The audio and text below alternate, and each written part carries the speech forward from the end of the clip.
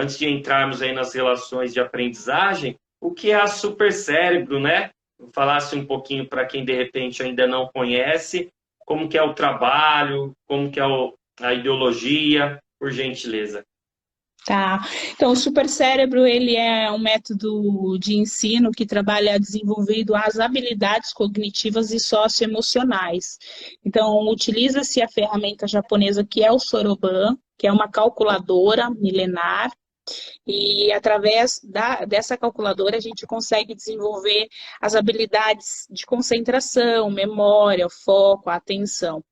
Então, hoje o supercérebro ele se preocupou muito com essa parte de poder fazer o desenvolvimento das habilidades, só que de forma integral. Então, só a calculadora não atendia à necessidade de desenvolvimento do que o fundador tinha como objetivo. Então, ele foi buscar uma consultoria com Gardner, né, dentro das inteligências múltiplas, e juntou a metodologia do supercérebro com os jogos de tabuleiro. Esses jogos de tabuleiro, eles são internacionais, inclusive muitos são cooperativos, então não é só jogos competitivos, a gente desenvolve a parte de cooperação das crianças com esses jogos, para que a gente trabalhe a parte socioemocional. Então, a gente trabalha a parte de empatia, da cooperação, do planejamento, da estratégia, a tomada de decisão, resolução de problemas. Então, a gente faz o desenvolvimento da criança através do Soroban e dos jogos de tabuleiro, que é para a gente poder realmente desenvolver ela de forma integral. Eu queria que você falasse desse eixo tão importante que você trabalha aí no Instituto também, que é a cooperação, né? Que é o nosso Instagram que leva esse nome, porque de fato é também o que acreditamos, né, que ser essencial. Hoje, então, nem se fala, e no meio de uma pandemia, não há outro caminho, né, para a nossa sobrevivência a não ser a cooperação. Então, eu queria que você falasse um pouquinho de como a cooperação é trabalhada, como ela é apresentada aí dentro do Super Sério. Então, quando a gente fala de cooperação, hoje, Márcio, a gente está falando muito de soft skills, que hoje as empresas têm buscado muito isso, né? Porque hoje a gente trabalha com muita contratação técnica, mas há muita demissão por causa de comportamento. Então, a gente precisa trabalhar a cooperação, claro, desde a base, para que amanhã nós tenhamos essas crianças como profissionais que saibam trabalhar a cooperação, mas também desenvolver quem já está no mercado. E a Supercérebro, ela consegue fazer isso através dos jogos de tabuleiro.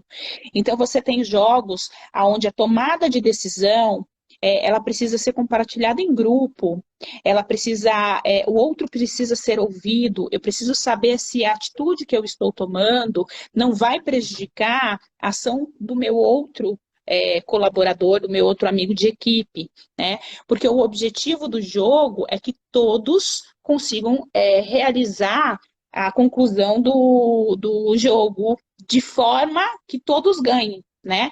E isso só é possível se a gente tiver realmente a cooperação. E não é diferente na prática, tanto no âmbito escolar como no âmbito profissional.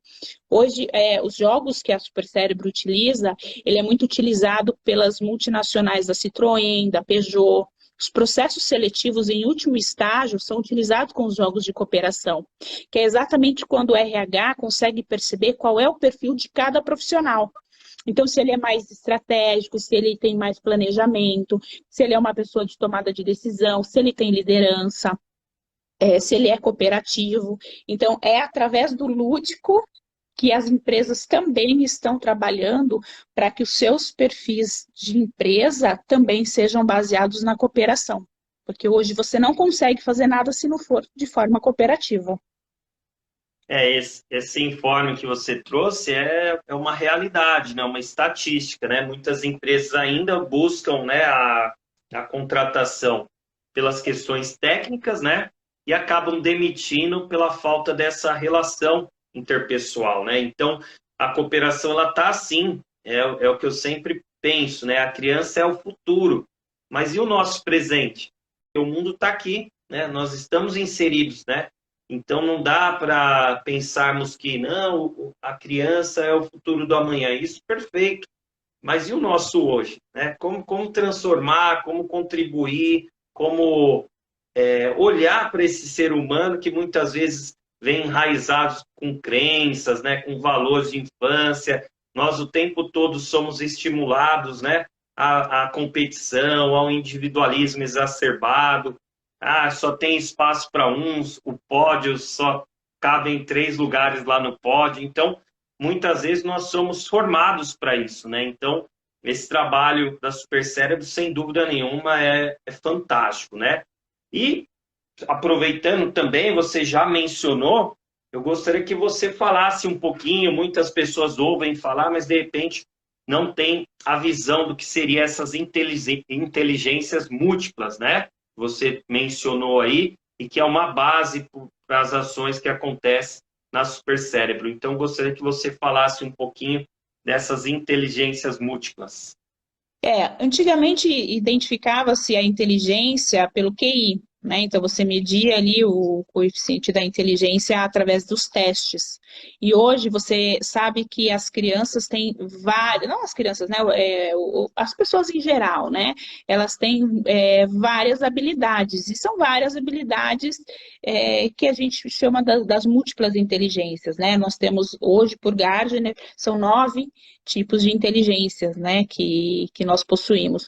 Algumas mais desenvolvidas, outras menos, mas não tem mais a consideração de que o indivíduo ele só tem um número cognitivo para ele poder desenvolver, né?